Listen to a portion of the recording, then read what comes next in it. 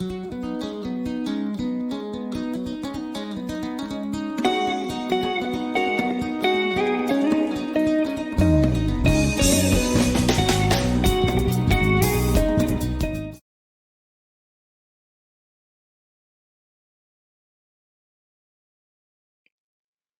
let us look at the contribution of leading personalities in the abolition of slave trade. What were some of the people who were these people, and what did they do in the abolition of slave trade?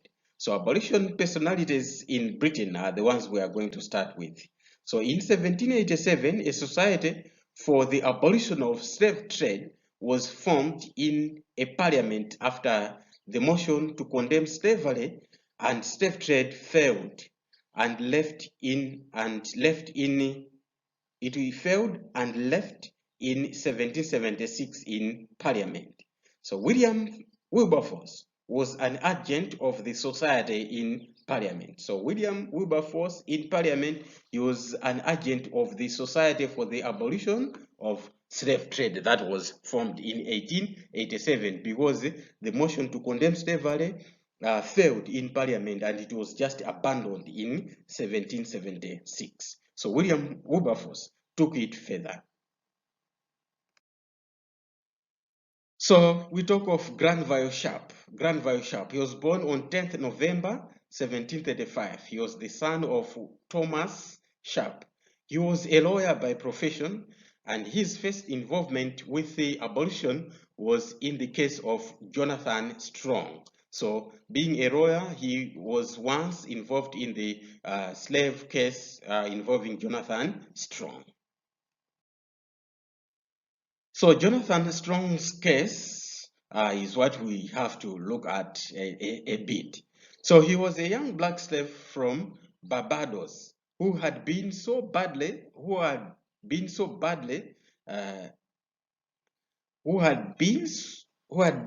beaten so badly by his master David Leslie. So Sharp and his brother tended to his injuries and had him admitted to Bath's Hospital. Sharp paid hospital bills. He further took the matter to court, but the law favored the master and Sharp condemned the law of England of being injustice to natural rights. So Jonathan was later freed through the law and though the law had not been changed, and lived for 5 years as a free man and died at the age of 25. So we see to it that this Jonathan Strong, he was just a very small young boy, age 20, then he was beaten by his master. Then it was when Sharp got this case after assisting him and he was released, but he later died after 5 years, that is, he was still very young. James Somersault's case. He was a slave from Virginia in America.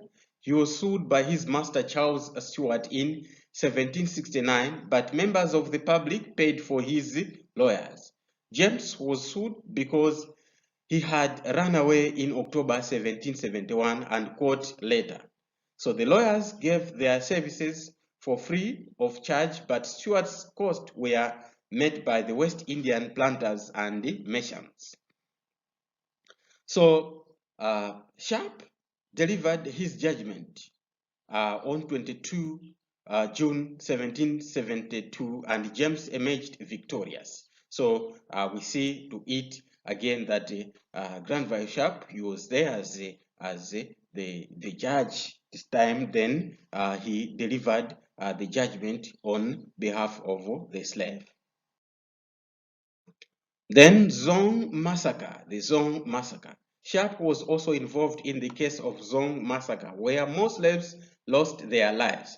Sharp attempted to prosecute the murderers because he claimed that the slaves were human beings, not cargo, as others perceived, but he failed as well. So we see to it that Granville Sharp, he was always for the slaves. He was arguing to say, yes, these slaves, they are also people like us. Hence, we need to treat them equal. But still, his efforts at the Zong massacre failed.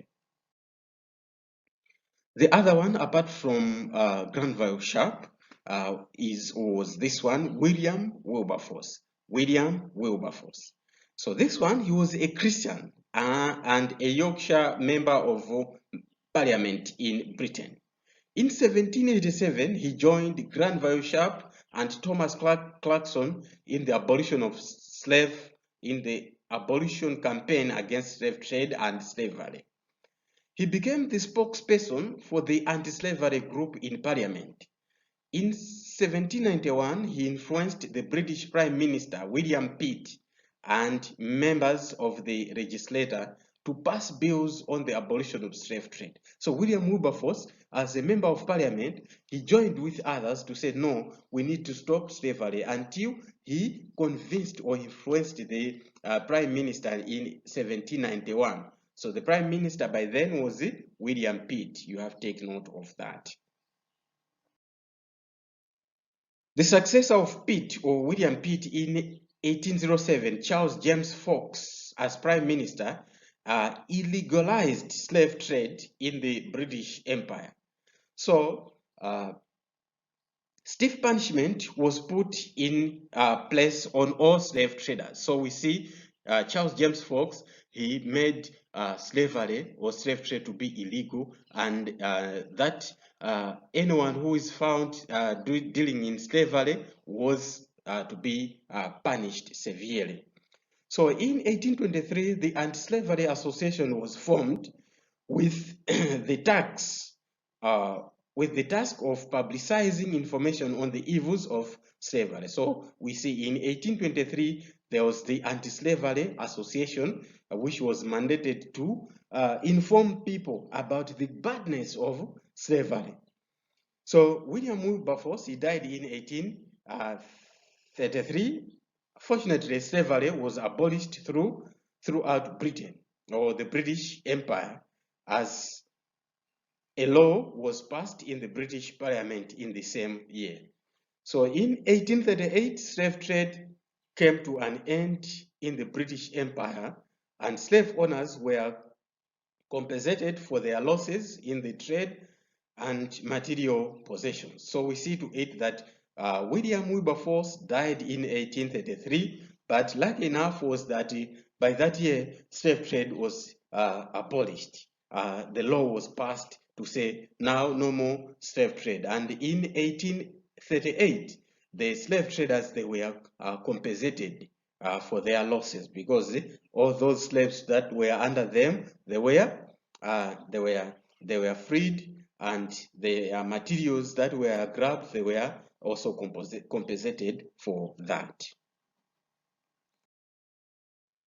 Now the elements, what were the elements that were there in the new law that was established? So in the law, it was that the immediate liberation of slaves younger than 6 years old, the older ones had to be trained by their masters for 12 years before being set free. So the law allowed that from that year, like 1834, 1833, 1834, the law stipulated that all slaves who were 6 years and below, they were to be immediately released, no more to be working as slaves. And also the older slaves, they were to be trained to start living their own life by their own masters for 12 years. Not to live as slaves in these 12 years, but they were now to be trained how to manage their things. Abolition personalities in USA. So we have looked at abolition personalities in Britain. Remember them, the Granville Sharp and William Wilberforce and many others. But here, let's look at in USA. Who were there to abolish slave trade in USA? Number one, Harriet Beecher Stowe. So this one was an English woman skilled in writing. So in 1852, she wrote a book. She wrote a book entitled Uncle Tom's Cabin. that exposed the evils of slave trade in American plantations. So the book compelled people to regard slavery as a cruel act. So a play was acted upon the introduction of the book to further expose the evils of slavery in America and Europe. So we see Harriet Beecher. She was a very skillful woman. She wrote about Uncle Tom's Cabin. There is a book, you have to find out. There is a book, this one, it's there. Or else on the internet, you can download this book on PDF form. It is there, you can read it. Also, there is a movie on Uncle Tom's Cabin. You can find out and watch that movie that portrays the evils of slave trade. Abraham Lincoln was another one in USA. So he was born in 1809 to poor parents. He studied law and became the Illinois state legislator in 1834. He opposed slave trade in America, especially in the western provinces. So he was the 16th American president and ran for 2 terms, 1860 to 1865. In 1863, Lincoln announced to free all slaves in the Confederate after the victory. So this was called the Emancipation Proclamation. So the Emancipation Proclamation was included in the US Constitution in its 13th Amendment. By then, Abraham Lincoln had been assassinated in 1865. So he was assassinated basically because he announced soon after his second election, his re-election into the office, to say, now we are going to do away with the slave trade. He announced that all slave trade is going to be a history. So it was called the Emancipation Proclamation. So with that, then, he was hated, hence he was assassinated by other people who were for slave trade. Then there was also John Brown. He traveled in America to win supporters to the anti-slavery cause. He organized an escape route for runaway slaves. Brown planned to seize this and steal the weapons for his anti-slavery fighters. So John Brown was captured and charged for treason and hanged. So himself, John Brown, he was also against slave trade. So he supported all those runaway slaves. He was organizing them, the routes to say you run away and hide somewhere and go there. So he did that one. But later on, he was captured and he was charged for treason and he was killed. Now let us look at the challenges. What were the challenges that were faced by the abolitionists? Abolitionists, they faced those challenges. Number one, unwillingness of African chiefs to stop. So most African chiefs were not able to stop the trade because it was one way of earning a living to them. So African chiefs were prime beneficiaries because when those slave traders were coming, they were meeting them, giving them guns and many manufactured goods, thence they were profiting. Hence, when the abolitionists came to Africa to say, no, you chiefs don't sell your people, they were reluctant. They were unwilling to stop that. And also the stiff opposition from the slave owners and the rich. So there was stiff opposition from the slave owners and the rich who had influence in the British legislature. So we see to it that the rich still more, they emphasize to say, no, we are going to continue. And even the slave owners, because it was the only way of earning their living. And also the creation of new slave routes. So they created new slave routes to divert the slave ships from being intercepted by abolitionists. So new routes were also found. So that was another challenge there to say, while one route was closed, the other one, it was opened. And also lack of cooperation and opposition by other powers. So major Countries like Britain, Germany, France, and USA were not cooperative to end the trade. So USA took long to accept the call to end slave trade. So the difficulties in enforcing abolition laws on states and slave traders, as slaves were highly needed in the plantation. So we see to it that there was no cooperation between these major powers. Britain, Germany, France, and USA. They were not cooperative enough to end this slave trade. So we are emphasizing on USA to say she took long to end slavery because it was slaves were still needed in the big farms in the USA there. And poor patronage of abolitionists. So slave traffickers' ships surpassed those of the abolitionists in terms of speed. So the slave traders, they had their ships which were running at very high speed, as well as which means that when they were being pursued, they could leave the abolitionist ships far behind. Hence, it was a problem. So we are talking of poor patronage. The slave traffickers' ships had more speed than those of the abolitionists. Also, transition from slave trade to legitimate trade. So the transition encouraged problems like coexistence between legitimate trade and slave trade, lack of suitable alternatives to slave trade, or poor implementation of anti-slave trade treaties, and lack of diversification of trading activities.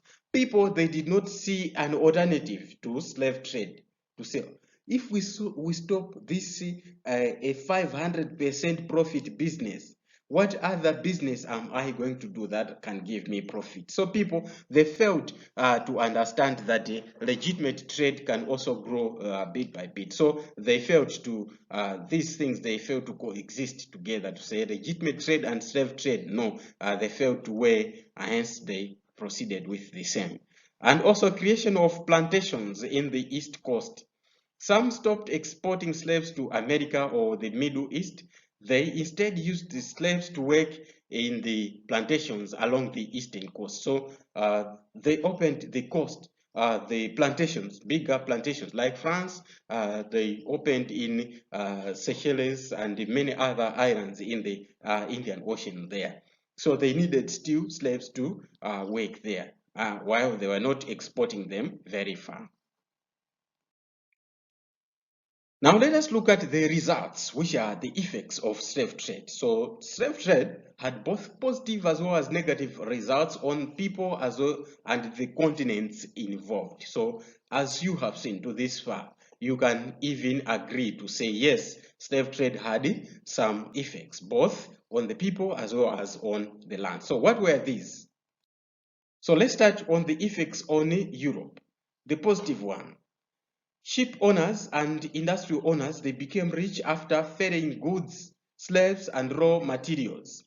And raw materials from Africa and America intensified the industrial revolution in Europe, and a lot of goods were produced.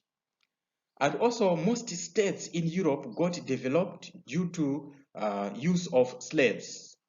Not only that, we also say creation of employment opportunities to Europeans in the industries, acquiring new territories where Europeans had established plantations and mines. So to the Europeans, it had more advantages than to others. So we see to it intensified this industrial revolution, and many people, they found work, and they were able to acquire new territories where they opened the plantations as well as the mines. So to Europe, it was more advantageous as well. What about the negatives in Europe? The negative effects. Overpopulation in Europe due to industrial revolution and influx of slaves into the continent. Because slaves were taken in large numbers, then there was overpopulation there. And not only that, people now were flocking into the industries to work there, to find good jobs as well there. So it overpopulated Europe, to say more slaves they were packed in Europe. Racial segregation due to existence of people of different cultures in Europe. So there was that racial segregation. So you can see to it that racism was there. Even in 2020, we heard in USA whereby there was that anti-racism thing, whereby the police at one point in time they killed George Floyd, the black or the African. Then the whole USA rose up, or even the whole world was against that, to say we can't breathe, because those were his last words when he was strangled, to say we can't breathe. So with racism, we can't breathe like that. So racial segregation, that's what we see here. Segregation was there because people came from different backgrounds. And rise of new race in diaspora, e.g. the Negroes, the Caribbean, the Igbo, the Akan. So there was also the rise of the new race outside there, because those Africans, they were together, working together from different areas. Hence, they formed the new race, who were called by different names, the Negroes, the Caribbean, and the like. Now, let us look at the effects of slaves on America. What were the positive ones?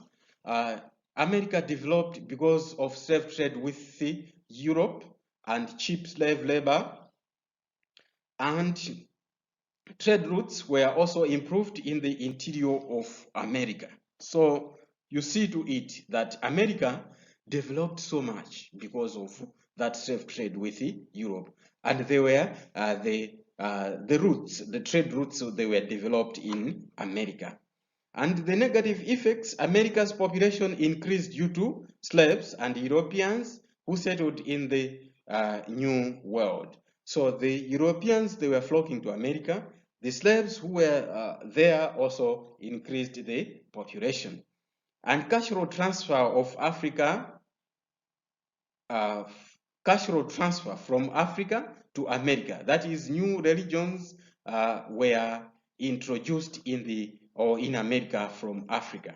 And racial segregation, as Africans were sidelined by the Native Americans and the Europeans. So you see to it, the same racial segregation that was happening in Europe, it was also happening in USA. So Africans were sidelined, to say these are slaves, we cannot live together. Even after the abolition of slave trade, Africans still, they were not interacting freely with the Europeans as well as the Native Americans, because they were sidelined. Now let's look at the effects of slave trade in or on Africa. Let's look at the positive effects. Urbanization in most African kingdoms due to the creation of towns, Accra, Conakry, Luanda. There were markets there that were developed. The slave markets resulted into development of towns.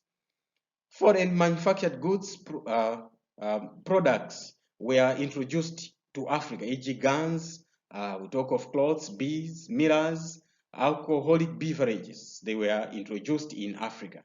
And also employment to some Africans as middlemen in capturing and escorting slaves. So there was also source of employment to other Africans. Introduction of new religions, e.g. Islam by the Arabs and Christianity by the Portuguese, the French, as well as the British. And trade routes were also created and improved in Africa, because slaves were using the same routes. Today we talk of those which are the main roads. Usually they started by the slave routes or the slave traders. Africans, they also copied new ways of constructing structures from the Arabs and the Europeans.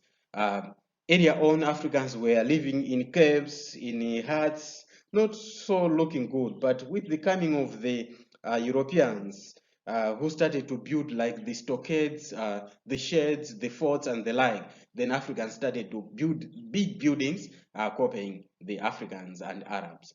And also, introduction of commerce to replace slave trade. So they introduced trade that, or legitimate trade that replaced slave trade. And also introduction of new crops to Africa, such as maize, cassava from South America. So all those, they were introduced and they were to the positive side of the slave trade.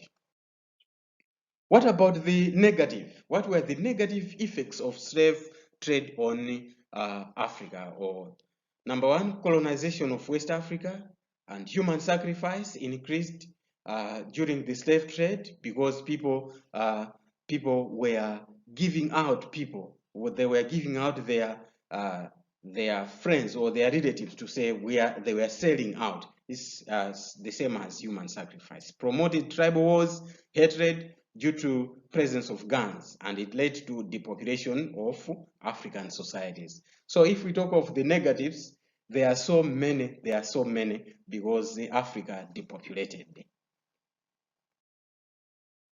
Underdevelopment in Africa because intelligent and innovative people were taken away. So you see, energetic people were the ones who were taken away. Hence, it left Africa with the weak people. And also it led to the spread of new diseases in Africa, smallpox and syphilis. African resources were exploited. Gold, ivory, and slaves, they were depleted or exploited. And also destruction of African cultures due to European and Arab influence, who introduced their own way of living. And it led to social stratification among the African states, as some grew rich or poor due to slave trade. So there was social divisions. The ones who embarked on slave trade, they became rich. The ones who kept on running away, they became poor. Things like those. Now, to this far, we have come to the end of this topic. Just as I told you, it was going to be, I told you to say it was going to be a quite long topic because we are going to look at a number of aspects. To this far, I feel like you have learned something. You have taken something from this work on how slave trade was, the beginning, and the people who partake on slave trade. Why slave trade? And the evils that were there. The Middle Passage, remember the Middle Passage, what took place where people were just thrown into the ocean. And at the plantations, you remember that? What happened there? People were branded by the hot iron to say, to mark them, to say, this is my slave, my slave. And all in all, we have also looked at the abolition of slave trade to say, slave trade came to an end. Some people rose up, they started to fight to say, no, slavery is bad. The people we are taking as slaves, they are equal just like us. So they started to abolish until slave trade came to an end. But then we have concluded by looking at the effects. What were the effects of slave trade on different continents? We started with Europe, America, and ended with Africa. We have looked at both the positives and the negatives. The positive in Europe, the negative in Europe. The positive in America, the negatives in America. The positives in Africa and the negatives in Africa. So to this far, now you have the idea of what slave trade was all about in as far as the transatlantic slave trade. The other part of slave trade, you are going to meet it in Form 3, whereby you are going to look at the Arab slave trade, whereby it was now to Eastern Africa, the eastern side and Central Africa, whereby slaves were captured from East Africa and Central Africa. Malawi was also the victim of the same, and people were shipped to the eastern coast. That one, you are going to meet it in Form 3. But now, the thing that we are going to do is to learn this thing now, to know the transatlantic slave trade. Know it from the beginning up to the end, because this is the time for you to know this slave trade. Now, with me here is the end of topic exercise, just as we do. So I will request you to go through this exercise quietly and answer these questions. So the questions, because the topic is just a little bit longer, I have also prolonged the questions. So answer them on a piece of paper. Get a piece of paper, answer them on the same. Now, when you do that, remember, the last question is the essay. The essay describe the ways in which slave trade affected Africans, Europeans, and Americans. So you see to that one, it is incorporating an essay whereby you have to answer it in an essay form. So try to answer them. So when you do that, you have to forward your answers to this number, which is on WhatsApp. And if you have a privilege of an email, do that one and send it via this email here. So I am always there to receive your things just as you send them. I'll give you the feedback in the same way. Use the best handwriting, get a photo or scan, and that's when you send it via WhatsApp. As simple as that. Let's use the technology to the benefit of us. We cannot be using the WhatsApp for only for photos, sharing hello with friends, kiki with friends. No. It's the time now to use this technology which has come to assist the world, to assist us. Let's also use the same technology to assist for the betterment of our education. Let's do it hard. If we do it hard, it is going to be simple. So if it is simple, do it simple. If it is hard, do it hard. But just do it. Remember to just do it. So next, we are proceeding. So this one is the very last topic in Form 1 history. So this one is the partition of Africa. The partition of Africa. So under this topic, you are going to learn a lot now to say how Africa was divided. European countries, now they came to divide Africa. How was Africa partitioned? Partitioned from parts. If you see here, part is partition. So partition, parts. So Africa was divided into parts. Who were these? Who came here to partition Africa? And what happened? So we are going to look at this wonderful topic again. So until that time, you have to remember as well that this topic, partition of Africa, is already there on DVD. Or what you can do is, as you are finished with slave trade, pick up that call to say you need this topic, and immediately I'm sending it to you, and you are going to enjoy it at the home comfort. You are going to repeat and repeat it, because in class you cannot ask the teacher to say, "Sir, I have not understood the whole lesson, repeat it to me." Then the teacher will be on you to say, "Where were you when I was teaching?" But on this one, you'll be learning, provided you discipline yourself. Don't take any subject or any part to be simple. Repeat,